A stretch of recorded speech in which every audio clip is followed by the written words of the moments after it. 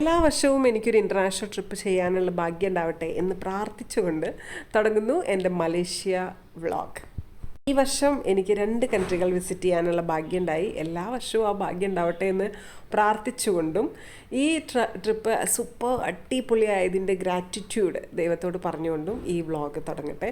ഇതെൻ്റെ ഒരു മെമ്മറിയാണ്. ഒരു പക്ഷേ ഇതിന് ഒരുപാട് വ്യൂ കിട്ടണമെന്നോ ഒരുപാട് റീച്ച് കിട്ടണമെന്നോ ഒന്നുമല്ല ഞാൻ ഈ ഒരു ട്രാവൽ ചെയ്തത്. പിന്നീട് എപ്പോഴെങ്കിലും ഞാൻ റെഫറൻസിനോ എന്തെങ്കിലും ഒരു ആവശ്യത്തിന് ഒരു മെമ്മറിക്ക് വേണ്ടി തിരിച്ചെടുക്കുമ്പോൾ ഞാൻ ചെയ്ത ട്രിപ്പിനെ പറ്റിയിട്ടുള്ള ഓർമ്മകൾ ഞാനിവിടെ വിവരിച്ച് വെച്ചിട്ടുണ്ട് എന്നുള്ളൊരു സന്തോഷം, അതിന് വേണ്ടി മാത്രമാണ് ഈ ഒരു വ്ളോഗ് ചെയ്യുന്നത്. വ്ളോഗ് തുടങ്ങുന്നതിന് മുൻപ് ഒരു കാര്യം പറഞ്ഞോട്ടെ. നമ്മുടെ ചുറ്റുപാടുള്ള എല്ലാവരെയും സന്തോഷിപ്പിച്ചുകൊണ്ട് നമുക്ക് ജീവിക്കാനാവില്ല. എല്ലാവരുടെയും അഭിപ്രായങ്ങളെ ഉൾക്കൊണ്ടുകൊണ്ടും നമുക്ക് ജീവിക്കാനാവില്ല. കുറേയൊക്കെ നമ്മുടെ സന്തോഷത്തിന് വേണ്ടി ജീവിക്കാൻ ശ്രമിക്കണം.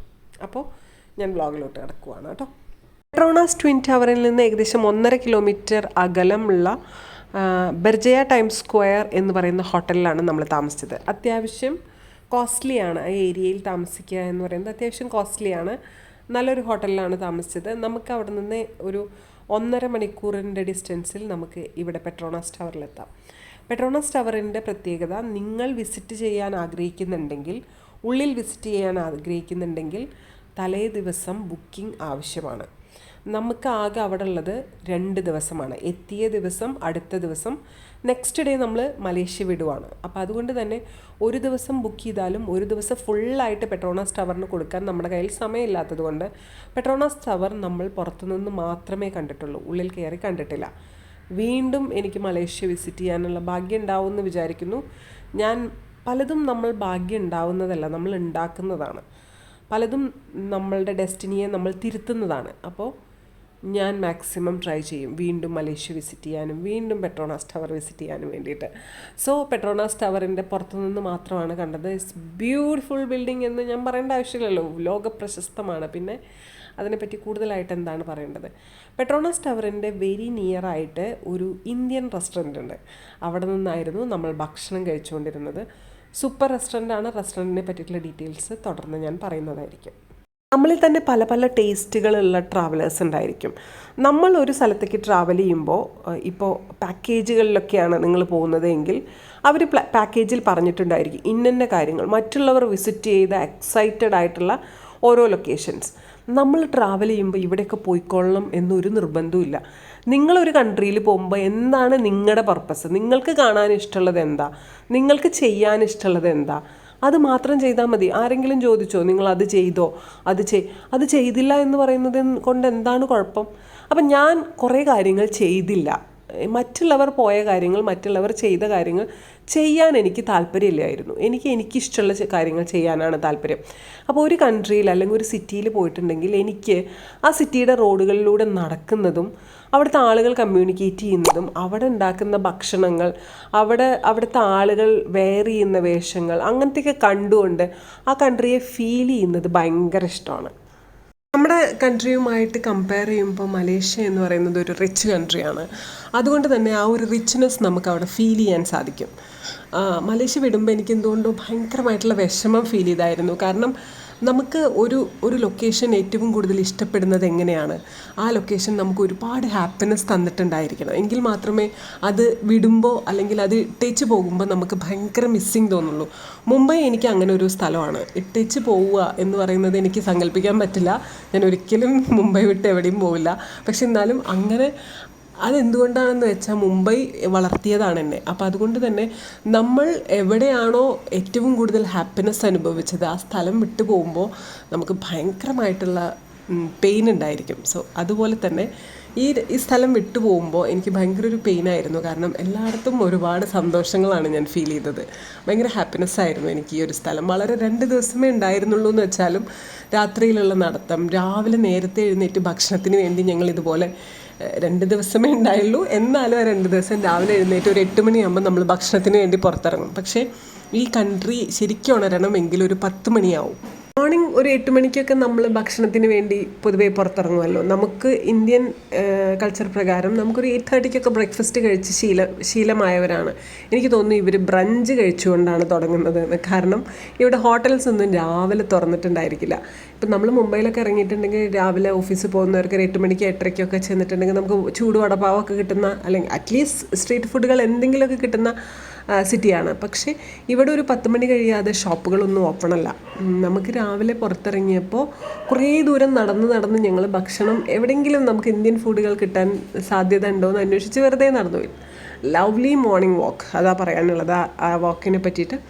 അങ്ങനെ നടന്നപ്പോൾ നമുക്ക് ഒരു തമിഴ് ഹോട്ടൽ കിട്ടി. അവിടെ ഈവൻ പൊറോട്ട വരെ അവൈലബിൾ ആണ്. അപ്പോൾ നമ്മൾ അവിടെ പോയിട്ട് ദോശയും മസാല ദോശയൊക്കെ കഴിച്ചു, നല്ല ഫിൽറ്റർ കോഫിയൊക്കെ കുടിച്ചു. അങ്ങനെ ഒരു മോർണിംഗ് തുടങ്ങി.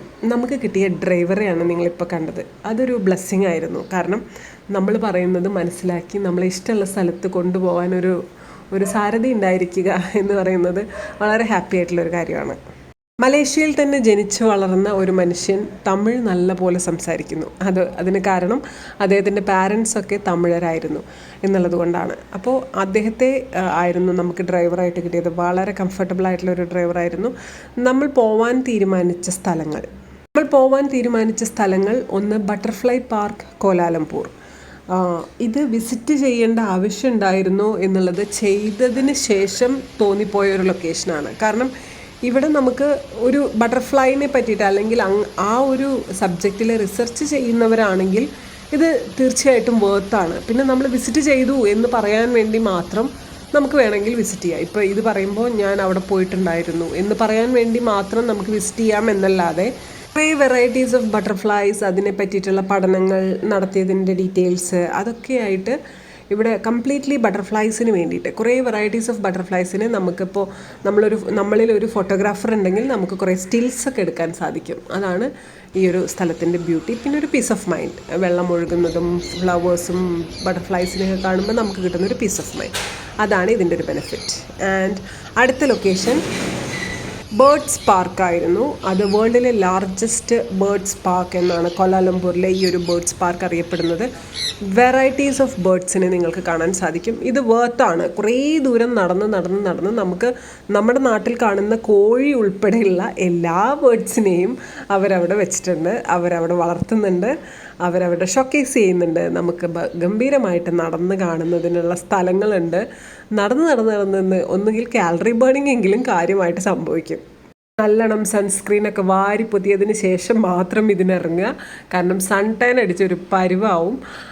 കംഫർട്ടബിൾ ആയിട്ടുള്ള ഷൂസ് ഉപയോഗിക്കുക. കാരണം ഒത്തിരി ദൂരം നടക്കുമ്പോൾ കാല് പൊട്ടുന്നതിനും വേദന വരുന്നതിനും ഒക്കെ സാധ്യത ഉണ്ട്. ക്യാപ്പ് ഉപയോഗിക്കുക. കാരണം നല്ല വെയിലാണ് ഈ ഒരു സമയത്തൊക്കെ, അതായത് നമ്മൾ പോയ ഒരു സമയത്തൊക്കെ പോകുമ്പോൾ. അപ്പോൾ ഈ ഒരു ലൊക്കേഷൻ കുഞ്ഞുങ്ങൾക്കൊക്കെ വളരെ ഇൻഫോർമേറ്റീവ് ആയിട്ടുള്ള ഒരുപാട് കാര്യങ്ങൾ മനസ്സിലാക്കുന്നതിന്, ഈ ബേർഡ്സിനെയൊക്കെ പറ്റി അവർ വളരെ നിയറായിട്ട് നിന്ന് വാച്ച് ചെയ്യുന്നതിന്, അവരുടെ കൂടെ നിന്ന് ഫോട്ടോ എടുക്കുന്നതിന്, കാരണം ഇവർ മനുഷ്യരുമായിട്ട് ഇടപഴകി ഭയങ്കര ശീലമുള്ള ബേർഡ്സ് ആവുക കാരണം കൊണ്ട് തന്നെ അവർക്ക് നമ്മളെ കാണുമ്പോൾ ഓടി മറയുന്ന അങ്ങനത്തെ ഒരു ശീലമൊന്നുമില്ല. അതുകൊണ്ട് തന്നെ നമുക്ക് ഇഷ്ടംപോലെ ഫോട്ടോ എടുക്കാം, നന്നായിട്ട് എൻജോയ് ചെയ്യാൻ പറ്റിയിട്ടുള്ളൊരു ലൊക്കേഷനാണ്. പക്ഷേ കുറേ നടക്കണം. എസ്പെഷ്യലി കുഞ്ഞുങ്ങളൊക്കെ അടിപൊളിയായിട്ട് എൻജോയ് ചെയ്യും. കുറേ നടക്കണം എന്ന് മാത്രം. ആൻഡ് ഭക്ഷണം എന്ന് പറയുന്നത് ഏത് കൺട്രിയിൽ പോയാലും എനിക്ക് ഭയങ്കര ഇമ്പോർട്ടൻ്റ് ആണ്. ഒരു കൺട്രിയുടെ ഒത്തൻറ്റിസിറ്റി അറിയാൻ, അവിടുത്തെ ഫുഡ് എക്സ്പ്ലോർ ചെയ്യാൻ വേണ്ടി എന്ത് ഭക്ഷണവും കഴിക്കുന്ന ഒരു സ്വഭാവം എനിക്കില്ല. എനിക്ക് ഇഷ്ടപ്പെട്ട ഭക്ഷണം തന്നെ കിട്ടണം. അതുവരെ ഞാൻ വിശന്നിരുന്നാലും എനിക്ക് ഇഷ്ടപ്പെട്ട ഭക്ഷണം കിട്ടണം എന്ന് നിർബന്ധമുണ്ട്. അതുകൊണ്ട് തന്നെ ഞങ്ങൾ അവിടെ പോയി ശരവണ ഭവൻ കണ്ടുപിടിച്ചു. അത് വലിയ അത്ഭുതമൊന്നുമല്ല. കാരണം ഒരു മിനി തമിഴ്നാട് തന്നെയാണ് മലേഷ്യ എന്ന് പറയുന്നത്. നമുക്ക് ഏത് തമിഴ് ഫുഡ് വേണമെങ്കിലും, തമിഴ് കൾച്ചർ തന്നെ അവർ സെലിബ്രേറ്റ് ചെയ്യുന്നുണ്ട് ഇഷ്ടം പോലെ. അപ്പോൾ അതുകൊണ്ട് തന്നെ തമിഴ് ഫുഡുകൾ കണ്ടെത്തുക എന്ന് പറയുന്നത് ഒരു ഭീകര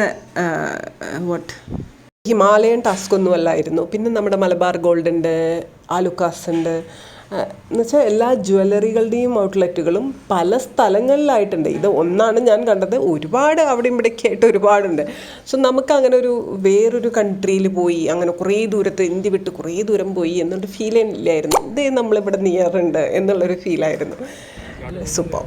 ആക്ച്വലി ഏതെങ്കിലും ഒരു കൺട്രിയൊക്കെ വിസിറ്റ് ചെയ്യുമ്പോൾ ആ കൺട്രിയെ പറ്റി ഒരു മിനിമം നോളജ് അവിടുന്ന് ഇവിടുന്ന് കേട്ട് ഞാൻ പരതിക്കൂട്ടി ഒന്നുകിൽ ബുക്കിൽ എഴുതി വെക്കും, അല്ലെങ്കിൽ എൻ്റെ മെമ്മറിയിൽ സൂക്ഷിക്കുക, അല്ലെങ്കിൽ ഞാൻ ലാപ്ടോപ്പിലോ മൊബൈലിലോ എവിടെയെങ്കിലും ഐപാഡിലൊക്കെ സേവ് ചെയ്ത് വെക്കുന്ന ഒരു സ്വഭാവമുണ്ട്. അതൊരു ലിസ്റ്റായിട്ട് ഇന്ന സ്ഥലങ്ങൾ വിസിറ്റ് ചെയ്യണം, ഇന്നതാണ് അവിടുത്തെ ഭക്ഷണങ്ങൾ, അത് നമ്മൾ ടേസ്റ്റ് ചെയ്യണം എന്നൊക്കെ പറഞ്ഞ് ഞാൻ സൂക്ഷിച്ച് വയ്ക്കും. എനിക്ക് ഒട്ടും അറിയാത്ത ഒരു കാര്യം, മലേഷ്യ എന്ന് പറയുന്നത് മുസ്ലിം റിലീജിയനാണ് ഫോളോ ചെയ്യുന്നത്, അല്ലെങ്കിൽ അതൊരു മുസ്ലിം കൺട്രിയാണ് എന്ന് പറയുന്ന വലിയ അറിവ് എനിക്ക് ഉണ്ടായിരുന്നേ ഇല്ല.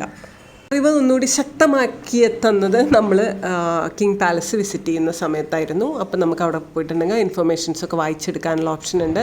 അതാണ് നേരത്തെ കണ്ട ഗേറ്റ്. അതിനുശേഷം നമ്മൾ വിസിറ്റ് ചെയ്തത് ബാട്ടു കേവ്സ് ആയിരുന്നു. തമിഴ് വംശജരുടെ ഇമ്പോർട്ടൻസ് മലേഷ്യയിൽ എത്രത്തോളം ഉണ്ട് എന്നുള്ളത് നമുക്ക് ഈ ഒരു സ്ഥലത്ത് പോകുമ്പോൾ മനസ്സിലാവും. ഫുൾ ഓഫ് തമിഴ് പീപ്പിളാണ് അവിടെ സംസാരിക്കുന്നത്. തമിഴായാൽ പോലും പരസ്പരം എല്ലാവർക്കും മനസ്സിലാവും. ആൻഡ് 272 അടി സ്റ്റെപ്പുകളാണ് നമുക്ക് കയറേണ്ടത്. അവിടെ കയറിയിട്ടുണ്ടെങ്കിൽ വീണ്ടും ഒരു അമ്പലം ഉണ്ട്, കുറച്ചുകൂടി കയറണം. അതിനുശേഷം അവിടെ ഒരു അമ്പലമുണ്ട്, പൂജ ഉണ്ട്. നമുക്ക് വർഷിപ്പിന് ആവശ്യമായിട്ടുള്ള സാധനങ്ങളൊക്കെ താഴ്ന്ന് വാങ്ങിച്ചു കൊണ്ടുപോവാം. സോ ഇത് വളരെ കോമൺ ആയിട്ട് മലേഷ്യയിൽ പോകുന്ന എല്ലാവരും ഈ ഒരു സ്ഥലത്ത് പോയിട്ടുണ്ടായിരിക്കും.